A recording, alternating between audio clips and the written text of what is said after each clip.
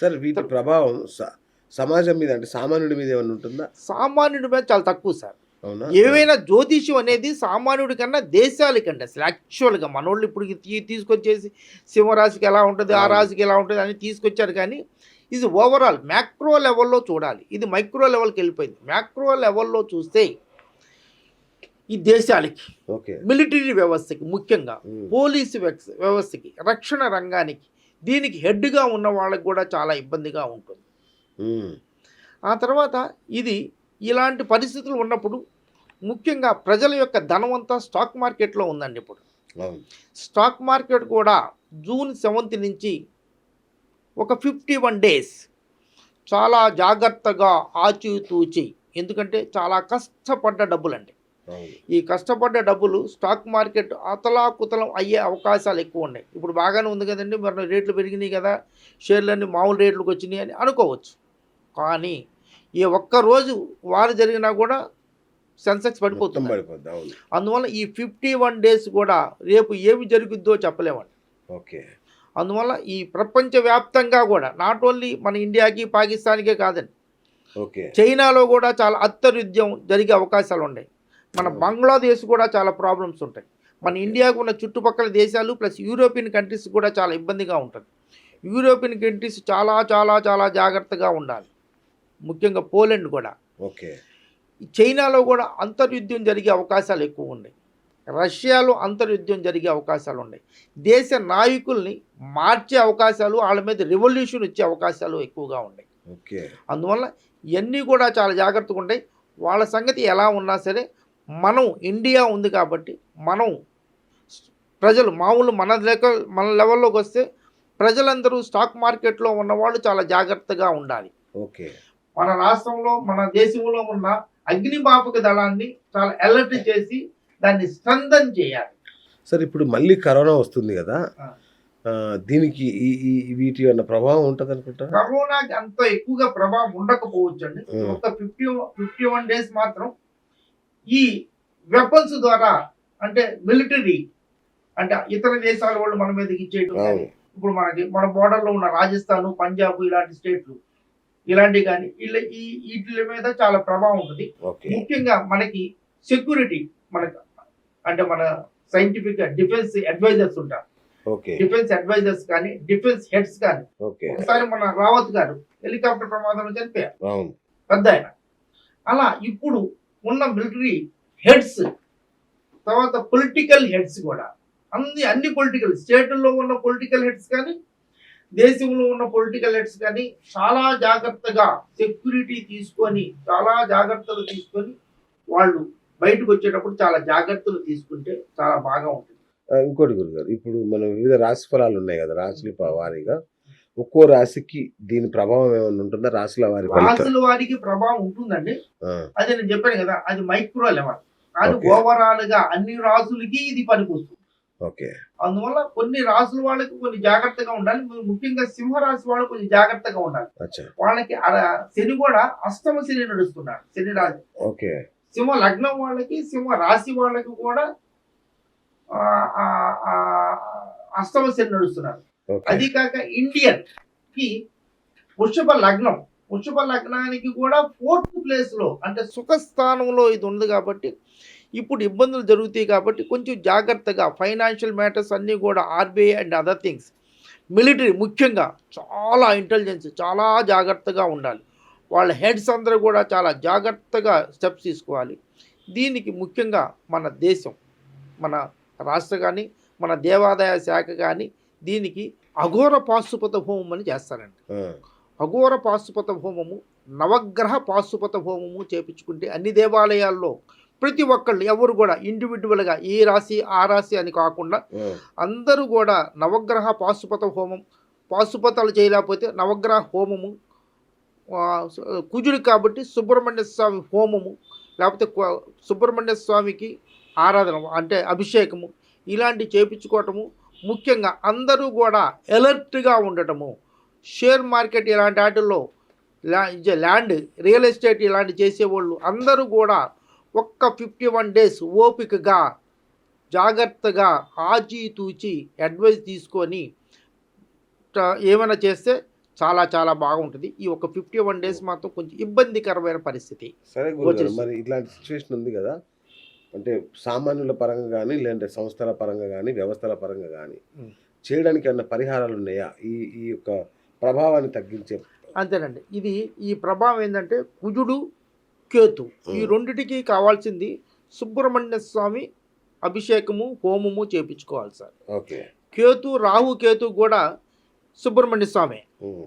అందువల్ల సుబ్రహ్మణ్య స్వామిని ఆరాధించడము, ముఖ్యంగా శివుణ్ణి ఆరాధించడము, అది కుజుడు ఈ యుద్ధాలు ఇలాంటివి రాకుండా గొడవలు, మామూలుగా మనుషుల మధ్యన కూడా అనవసరి గొడవలు కూడా వచ్చే అవకాశం ఉంది. చిన్న చిన్న ఒక 10,000 ఇవ్వాల్సి వచ్చిన చోట కొంచెం మాట పెరిగి గొడవలు పడే అవకాశాలు ఉన్నాయి. దట్ ఈస్ గ్రహ ప్రభావం. అందువల్ల చాలామంది చాలా జాగ్రత్తగా ఈ 51 డేస్ జాగ్రత్తగా ఉంటే చాలా బాగా ఉంటుంది. ముఖ్యంగా సుబ్రహ్మణ్య స్వామి హోమము, కుజుడికి అభిషేకం కానీ లేకపోతే నవగ్రహ అభిషేకం చేసుకుంటే అన్ని గ్రహాలకు అవుతుంది. నవగ్రహ అభిషేకం చేయించుకోవటం, సుబ్రహ్మణ్య స్వామి అభిషేకం చేసుకోవటం, ఆంజనేయ స్వామిని కొలవటము, ముఖ్యంగా చీకటి పడిన తర్వాత 6:30 తర్వాత ఎన్ని శివ టెంపుల్లో శివుడికి దీపం వెలిగిస్తారండి. ఓకే. దాన్ని ప్రదోషకాల దీపము అంటారు. ఆ ప్రదోషకాల దీపాన్ని నమస్కరించుకొని దేశమంతా ప్రపంచమంతా శాంతిగా ఉండాలి అని కోరుకుంటే చాలా మంచి జరుగుతుంది. Wonderful sir. అట్లాగే ఇంకొక విషయం గురుగారు, ఇప్పుడు కవల పిల్లలు ఉంటారు కదా, కవల పిల్లల్లో 2 ఇష్యూస్ ఉంటాయి. ఒకటి ఎవరు పెద్ద, కవల పిల్లల్లో ఎవరు పెద్ద అనేది ఒక డౌట్. రెండోది ఏంటంటే ఒకేసారి పుడతారు కదా, వాళ్ళకి 2 జాతకాలు ఉంటాయా, ఒకే జాతకం ఉంటుందా? ఇప్పుడు కవల పిల్లలు పుడుతున్నారు కదా అని అంటారు. మనకి పూర్వకాలంలో మొన్నటి వరకు ఇప్పుడు జనరల్గా కవల పిల్లలు ఒకళ్ళ తర్వాత ఒకళ్ళు పుడతారు. అవును. కానీ ముందు పుట్టినవాడు అది అక్కడ పిండము ఇచ్చేసేటప్పుడు చిన్నవాడు పైకి వస్తాడు. ముందు చిన్నవాడు అంటే అట్లా రౌండ్కి తిరిగినప్పుడు చిన్నవాడు ముందు బయటకు వస్తాడు. అసలు యాక్చువల్గా మనం మొదట పుట్టినవాడు పెద్దవాడు, రెండో వాడు చిన్నవాడు అనుకుంటారు. అసలు యాక్చువల్గా శాస్త్ర ప్రకారంగా అయితే ముందు పుట్టినవాడు చిన్నవాడు, రెండోసారి పుట్టినవాడే పెద్దవాడు. యాక్చువల్గా ముందు పుట్టినవాడు చిన్నోడు. కానీ ఇప్పుడు ఈ సమాజంలో నవే డేస్ అన్నీ ఇద్దరు ఉంటే చాలా వరకు మోస్ట్ ఆఫ్ ది 90% సిజేరియన్ చేస్తున్నారు కాబట్టి ఎవరు ముందు వస్తే వాడే మధ్యవాడు. మామూలు న్యాచురల్ డెలివరీ అయితే ముందు వచ్చినవాడు చిన్నవాడు, రెండో వచ్చినవాడు పెద్దవాడు అవుతాడు. అలా ఇప్పుడు మీరు చెప్పిన క్వశ్చన్ చాలా మంచి క్వశ్చన్ అండి. ఇద్దరి జాతకాలు ఒకటే రకంగా ఉంటాయి. జనరల్గా 1 నిమిషం, 2 నిమిషాలు, 3 నిమిషాలు, 4 నిమిషాలు తేడాలు ఉంటుంది. అంత మాత్రాన పెద్దగా ప్లానెటరీ పొజిషన్లో ఏమీ తేడాలు ఉండవండి. అంటే గ్రహాలు అనుక్షణం కదులుతూనే ఉంటాయి కదా సార్? కదులుతూనే ఉంటాయి కానివ్వండి, చాలా తక్కువ. ఏదో లగ్నం కూడా ఎంతో మారదండి. 1 నిమిషం కూడా ఒక డిగ్రీ కూడా మారదు. జనరల్గా పెద్ద ప్లానెట్స్ అన్నీ కూడా అంటే జనరల్గా బేసిక్ జాతకం అనేది చూసేది మేజర్ ప్లానెట్స్ అయినటువంటి గురువు, శని, రాహు, కేతువులు. ఇవి అసలేం మారవండి ఒక 2-3 నిమిషాల్లో. ఒకవేళ చంద్రుడు ఏమన్నా 1 నిమిషం అంటే 1 డిగ్రీ అటు ఇటు ఏమన్నా అయితే అవ్వచ్చు. అయినంత మాత్రాన రాశి మారదు, నక్షత్రం మారదు. ఓకే. ఈ 2 ఒకే రకంగా ఉంటాయి. కానీ మీరు అడిగిన క్వశ్చన్ ఏంటంటే ఇద్దరి జాతకాలు ఒకే రకంగా ఉండాలి కదా అని అంటారు. ఎస్, కరెక్ట్ అండి. ఇద్దరి జాతకాలు ఒకే రకంగా ఉండాలి. జాతకాలు అయితే ఒకే రకంగా ఉంటాయి. వాళ్ళ జీవన విధానం కూడా ఒకే రకంగా ఉండాలి కదా. ఒకడేమో ఆఫీసర్ అవుతున్నాడు, ఒకడేమో ఆఫీసర్ కాలేకపోతున్నాడు. ఇప్పుడు రామలక్ష్మణ భరత శత్రుఘ్నులు కూడా ఆల్మోస్ట్ ఒకే టైంలో పుట్టారే అని చెప్తారు. అందుకని మనం చూడలేదు కానీ అందరిని ఒకేసారి ఉయ్యాలు ఊపుతారు. కానీ రాముడేమో ఇప్పటికి వరకు దేవుడి తారక మంత్రం నేము. భరతుడేమో రాజ్యం వచ్చింది, టెంపరీ ఆయన రాజ్యం చేశాడు. లక్ష్మణుడు ఎప్పుడు సర్వీసే చేస్తున్నాడు అందరికి. శత్రుఘ్నుడు మాత్రం ఎప్పుడు యుద్ధాలు చేస్తూనే ఉన్నాడు. ఆయన ఈజ్ సర్వసేనాధిపతి.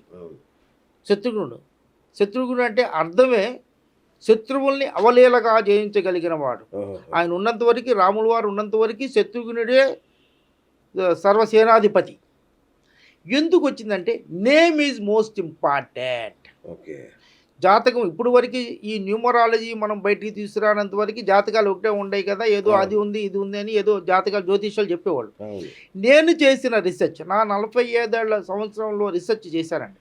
చాలామంది జంటలు చూశాను, నా క్లాస్మేట్స్ని చూశాను, ఓకే. చాలామందిని చూశాను.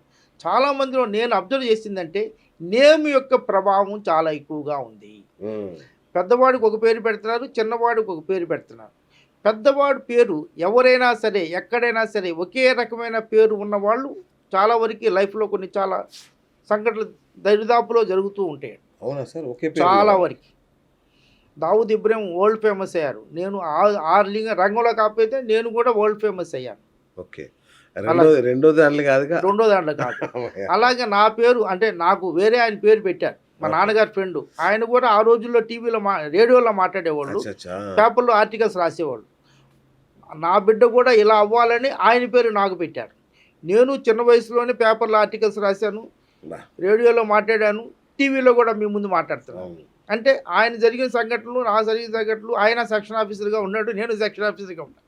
లైక్ దట్ చాలా వరకు సిమిలారిటీ ఉంటాయి. అంటే ప్లస్ జాతకం కూడా ఉంటుంది, ప్లస్ నేమ్ యొక్క ప్రభావం కూడా చాలా వరకు ఉంటుంది. అందువల్ల నేమ్ బిడ్డ పుట్టినప్పుడు కమలలు కానీ మామూలుగా ఎవరైనా ఓకే. బిడ్డ పుట్టినప్పుడు జ్యోతిష్యం ఈజ్ మోస్ట్ ఇంపార్టెంట్. జ్యోతిష్యం అనేది తల్లి లాంటిది. ఉమ్. జ్యోతిష్య పరంగా బిడ్డ యొక్క డేట్ ఆఫ్ బర్త్ యొక్క డేటు డెస్టినీ నెంబర్కి అనుగుణంగా చక్కటి పేరు పెట్టించుకోగలిగితే చాలా బాగా ఉంటుంది. ఇప్పుడు మన వాళ్ళంతా ఏం చేస్తారంటే ఫంక్షన్స్ గానో దావతులు గానో వాటికో వీటికో ఎక్కువగా ఖర్చు పెడతారు. ప్రతిదానికి చిన్న చిన్న దావతులు చేయాలి, అది చేయాలి, ఇది చేయాలి, కొడుకు పుట్టంగానే దావత్. కానీ పేరు పెట్టించుకునే దానికి అంత ఇంట్రెస్ట్ చూపించరు. అవును, అవును. అంతనా ఇంతనా అంటారు. దావత్కి అయితే మాత్రం 50,000 60,000 ఆ బోటు ఆ మందు ఈ మందు అవి తీసుకొస్తారు. వీటన్నిటిని చేసి నా హంబుల్ సజెషన్ ఏంటంటే, ఇప్పుడు నా దగ్గరికి రమ్మని కాదండి, మీకు తెలిసిన ఎవరైనా కానీ ఒక మంచి జ్యోతిష్యము న్యూమరాలజీ తెలిసిన వ్యక్తిని కలిసి ఒక మంచి పేరు పెట్టించుకోండి. డేట్ ఆఫ్ బర్త్ని బట్టి ఈ బిడ్డ ఏ రంగంలో రాణిస్తాడో చెప్పొచ్చు. సరే. నేను